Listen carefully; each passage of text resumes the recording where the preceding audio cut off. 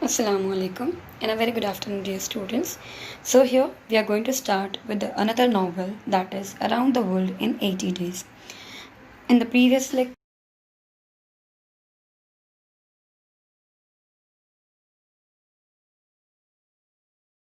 4.3.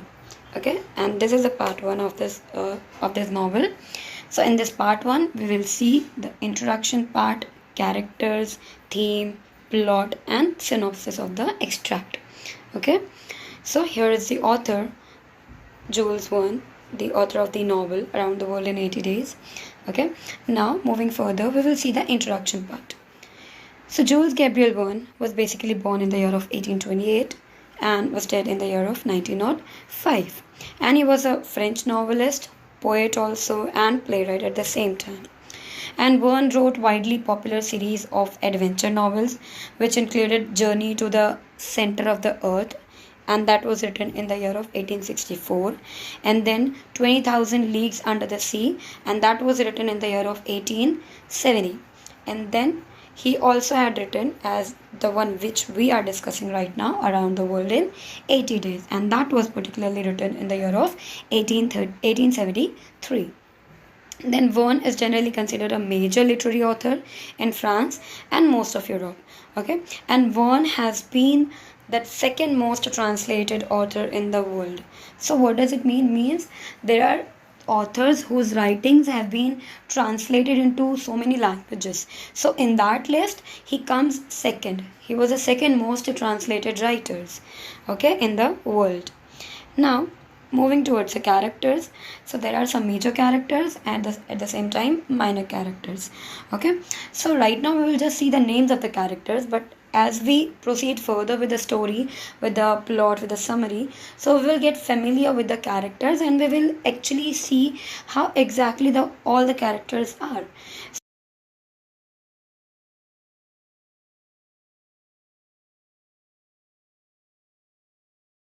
Of the story, the whole story, the novel is Phileas Fogg. Okay, and then Passepartout and Oda and Detective Fix. These are the major characters, and then comes the minor characters: Sir Francis Cromarty, John Bunsby, the Reform Club members, the Parsi Guide, Colonel Stamp Proctor, then Mr. Comerfield, Mr. Mandyboy, Elder William Hitch, Mudge, and Captain Speedy. These are the minor characters, and on the left hand side, these are the major characters. Okay, now moving forward, the theme. So the novel is full of adventure and the excitement which the readers come across and enjoy from the beginning to the end. So basically what he's saying in this, that this novel is basically based on adventure and a lot of excitement. When the readers reads it, they enjoy it thoroughly. Since from the beginning till the end, the readers will enjoy reading it. Phileas Fogg, the major character in the novel, accepts the challenge to go around the world in 80 days, and in accomplishing this feat, he goes through various lands and meets with diverse adventures. So basically, as we discussed, the major character means the protagonist of the story is Phileas Fogg, right? So he basically accepted the challenge. Okay, and which kind of a challenge? The challenge was about to go around the world in 80 days. Okay, and while accomplishing that challenge, he had gone through a lot of different places, lands, and at the same time met with diverse adventures. So that's what the whole experience has been explained in it. Thus the novel proceeds at a fast pace, and there is always some excitement resulting from the various encounters. So as it was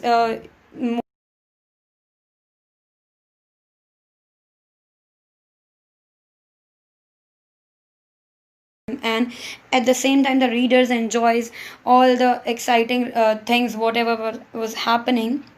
The beauty of the novel is that the writer takes the readers to a journey of many hair-raising incidents and exciting adventures, thrilling yet beautiful places in the world. So what is basically the beauty of this novel is, the writer takes the readers on a beautiful journey. Like obviously when we read something, we start imagining that thing, and especially if the writing is just perfect, if the writer has done the work properly, it will automatically start coming in our imagination, in our mind. Whatever the things are going on in story, everything will be going on in our mind.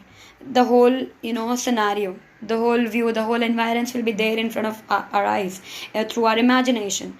So that's what the writer takes us to the journey, a beautiful journey of adventure, where he met with a lot of different things and people and many more things, which is beautiful at the same time but thrilling also. The most important feature of this adventure novel is time. It illustrates repeatedly that time is fickle. Fickle means something which is changeable. Okay, something like, which of which there is no assurance or something like that. So what he is saying, that what is the most important thing that have been discussed in this novel is about time, which is fickle.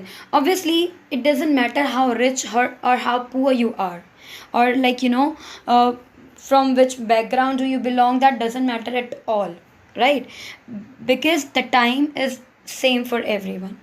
It's just that it's not the main thing that we need to understand, or what he made us understand through this novel, is the time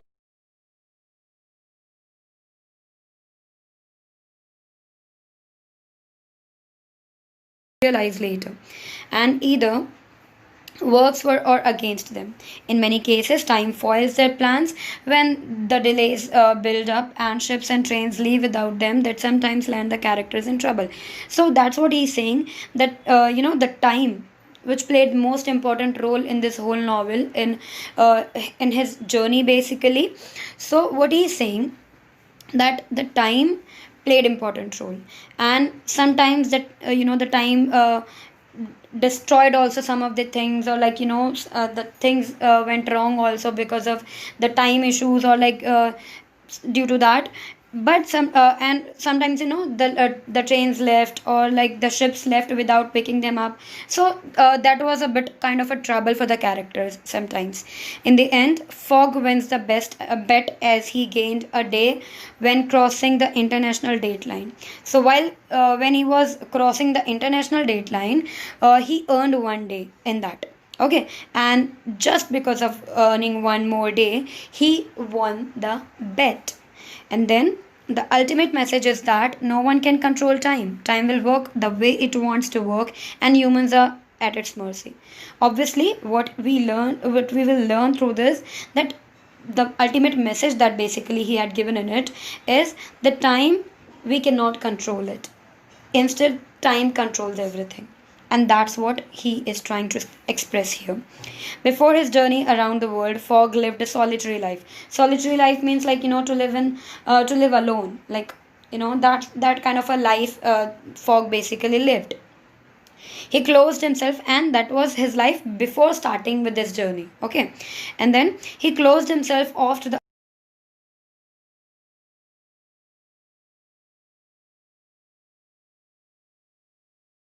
importance of human connections, both in the form of love with Oda and friendship and loyalty with Passepartout. So now what he's saying here, he lived a solitary life, as we discussed. Okay, so he cared very little about others, and about the other things at the same time. And he was very much, less bothered about what people thinks of him, or what they, which kind of perception they hold for him. So he never cared about all those stuff. But by the end of this trip, when the journey of 80 days was about to end, then he realized the importance of people around him. And especially, he found his love in Oda, and the friendship and loyalty he found in Passepartout, basically, who became his best friend later, before ending up with the journey. Above all, this new understanding and appreciation is the greatest thing he has gained from this trip. So basically, above everything, these are the two major things that he had gained through this whole journey. Though he has the opportunity to double his fortune, Fogg's motivation to embark on such a crazy adventure has little to do with the money. So basically, what he is saying, he had an opportunity of what? Of making his fortune double. Okay, and what was Fogg's motivation? It was to embark on this crazy journey. Is the it was not about the money. As as we will proceed further with the story, we will realize it that he was not the greedy person or someone like that. He did not go on the trip or on the journey because he will get to double his money or something like that. No, he went just because he wanted to do that, or like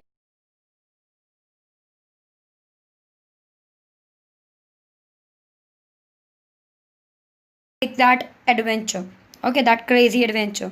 Instead, he wants to preserve his honor and prove his worth to the men of the Reform Club. So basically, this challenge from whom he received from the member of a Reform Club, right? So basically, he wanted to preserve his honor, and what he wanted to prove, he wanted to show his worth, and he wanted to show that the member of a Reform Club, his worth, to show that he can do what he sets out to do. And what he exactly wanted to show him, that whatever he sets to do, he will do that. And that's what he have shown. Fox spends nearly all of his money along the way, showing that riches are not what he is truly out for. So now what he's saying here, that almost all of his money he spent on this journey. And for Phileas Fogg, honor is more important than money. And what he has shown in it, that money is not that important for Fogg. It is the honor which matters to him. So that's what he have clearly shown in it. Throughout the entire trip, Fogg and his group encounter various obstacles standing in their way. These challenges allow them to use their quick thinking to come up with innovative solutions to even the most complicated of problems, relaying the message that no problem is unsolvable. So now what? As they were proceeding with their journey, visiting the different places and coming, obviously if we are on a journey, we will obviously see the obstacles also. There will be some hurdles also waiting in our way, and that's what the same thing happened with the Fog also. So what, as the problems were coming, they were dealing with all the issues, with all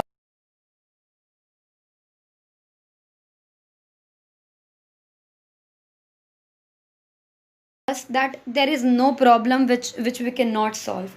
There is no such issues which is unsolvable, and that's what we will learn through this. And then after that, what he is saying here,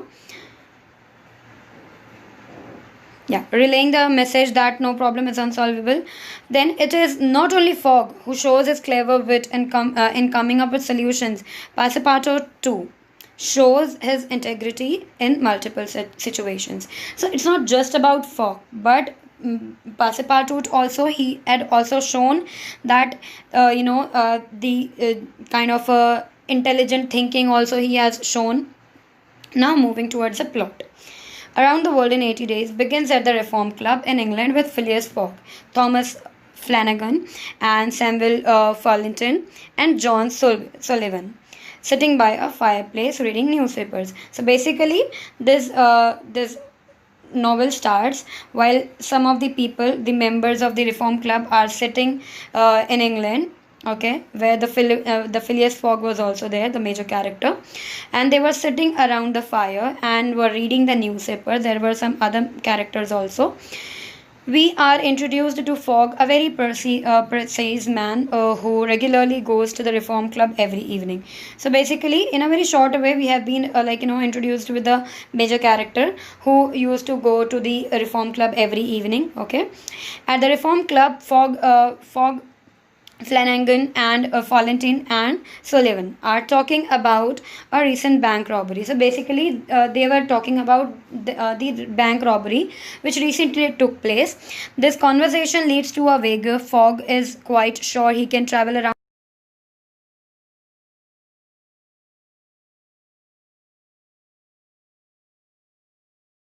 Think Fogg is not considering the unexpected. All of the men accepts the wager for £20,000.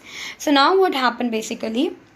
While discussing about the recent bank robbery, the topic came about the Fogg saying that I think I can travel around the world in 80 days, and then they did not believe him, that like they were like, no, it's not possible, or like you cannot travel the whole world, or like the around the world in 80 days. That's what they were somewhere, the contradictory statements or the contradictory thinkings were there. This is the beginning of the entire plot, and from then on, we see how Fogg goes around the world and we witness the amazing adventures that he has with his companions. Then, this is the beginning of the whole plot, okay, where the Fogg goes around the world and we will witness the amazing adventures.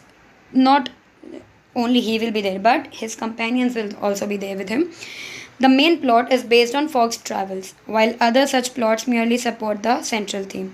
And most of the things are based on his traveling only. Okay, Fix the detective follows Fogg all over. He believes that Fogg is bank robber who has robbed a great sum from the Bank of England. He puts obstacles in Fogg's path just so that he can arrest him whenever he gets the warrant from England. Now, while doing this journey, while embarking on this journey also, there was a detective who was always there behind him, behind the Fogg. He followed Fogg everywhere. And what the detective believed, he thought that he is a robber. And the robbery which took place in England's bank, so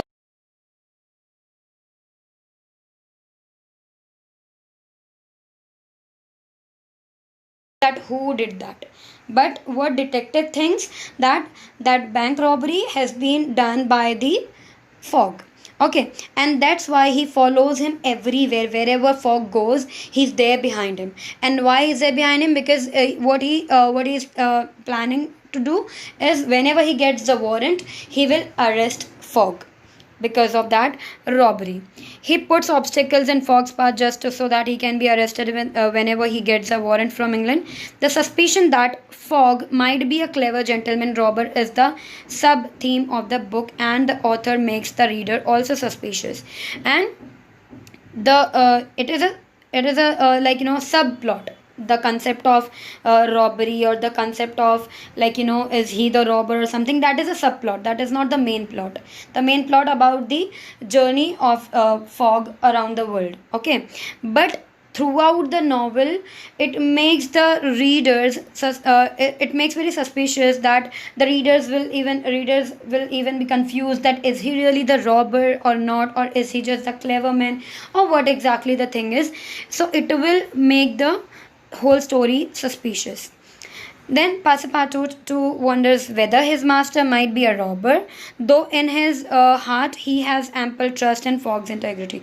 Now his friend Passepartout, basically he was confused somewhere, or thought for a while, is his master really a robber? Then he thought, no, there was a lot of trust in his heart for his master, and that's what he believed, in his integrity. The plot moves ahead with Fogg striving through various obstacles to reach London in time. Then he goes through Brindisi, Suez, Bombay,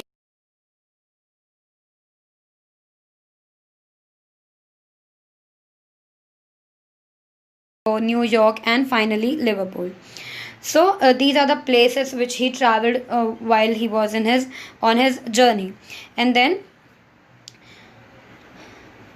Fix arrest Fogg at Liverpool, and this delays Fogg a bit. Now, finally, there was a person who was in search of him, or was trying to arrest him to Fogg. So basically, now in Liverpool, finally he arrested him. Okay, and because of this getting arrested, his schedule got a bit delayed, and then what happened due to that, he thinks that he has missed the deadline and hasn't reached London in time, when in reality he reached a full day earlier.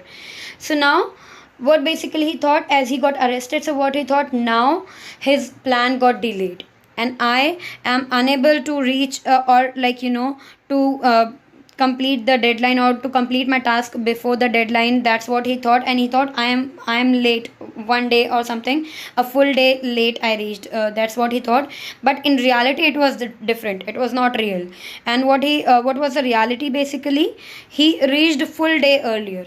Okay, thus Fogg wins the wager, and in the course of his travels find himself a worthy, charming, beautiful wife too. But he won the challenge, and while traveling only, he found the worthy, charming, and beautiful wife also for himself. And then the synopsis of the extract. As soon as Fogg, Oda, and Passepartout arrive in Liverpool, Fix arrest Fogg. So, as we just discussed, that he got arrested there in Liverpool, Phileas is thrown in jail. Several hours later, through Fix learns and another man was responsible for the bank robbery.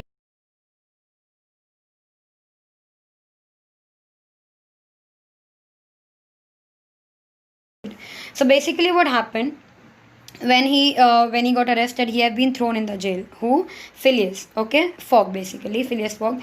So he had been thrown in the jail. Okay, and then the Fix who arrested him, what he came to learn, that there is some other man behind that robbery, not Fogg. So then he released him, and then they went. Then he went out after getting released, and then the he ordered, or the special train for himself, and then he arrived in London late, a bit late. As per his plan, it was a bit late, and then it made everyone disappointed. All three of them, they were quite disturbed and disappointed, because what they thought, they have arrived late. Phileas and company are now broke. The deadline for the bet has passed, and there is nothing to do but go home and pout. Phileas lock himself in his room and for the first time allows himself to be seriously depressed. Now what happened? Phileas and his company, they were completely broke, and they were like, they were unable to complete the task within the deadline, and they did not complete the task, and they are not passed in that. So they were completely disappointed with themselves only. So Phileas locked himself in a room. Okay, and that was for the first time that he allowed himself to be seriously depressed. Okay, and then Oda and Passepartout are so worried that they can't eat or sleep, and even the other two companions of him, that is Oda and Passepartout, both of them also, they were unable to eat or sleep. The following evening, Fogg apologizes to Oda for being unable to provide for her comfort as a result of losing the bet.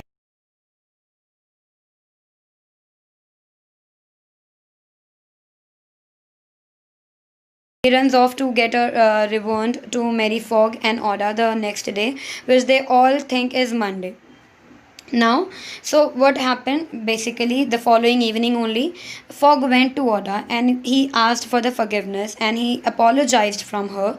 Why? Because what he thought, that he couldn't provide the comfort to her because of losing this bet. So instead of saying something else, or like talking about all those failure or something like that, what she replied, instead of talking about that bet or something, she proposed him for the marriage, and then he obviously joyfully he agreed. Okay, and then they were about to get married. Okay, and then Fogg and Oda, the next day, which they were thinking was Monday, as they thought that it is going to be Monday. While running to grab the nearest preacher to marry Phileas and Oda, Passepartout finds out that it's actually Sunday, not Monday, like the group has been thinking. So basically, he went to to find the preacher, basically by whose help they will get married, the Oda and the Fogg. So when he went to find the preacher, the nearest preacher, so then he realized that it's not Monday actually. What they were thinking, that it is Monday, but it was not Monday, it was Sunday. And by traveling eastward around the world, Phileas Fogg, master calculator and obsessive organizer, has forgotten the time he has gained by journeying through all these time zones. So now what he realized, while traveling eastward around the world, Phileas Fogg and even the master calculator, they forgot the day and the date.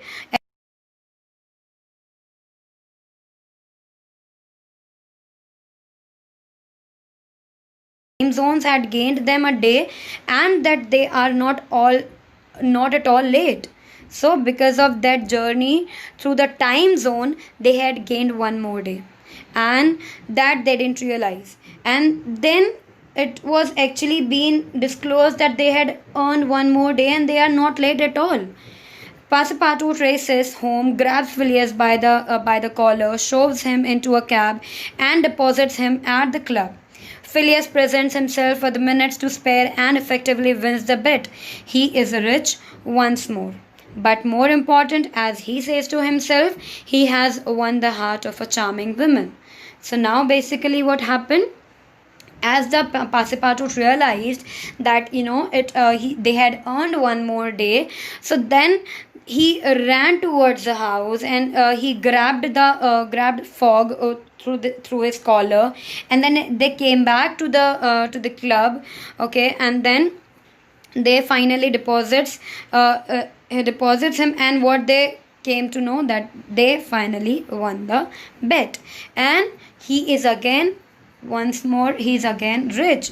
It's as previously they came to know that they are going to double his amount if he wins the bet, but here he is not talking in that sense. It's not about the wealth, it's not about the money that he's talking, that he's rich again, but it's because of why he's saying he's rich once more. But more important, as he says to himself, he has won the heart of a charming woman. It's not because he won the money, but he won the heart of a charming woman, and that's why he's calling himself rich. So I hope you must have understand what I have explained. So in the upcoming lecture, we will discuss about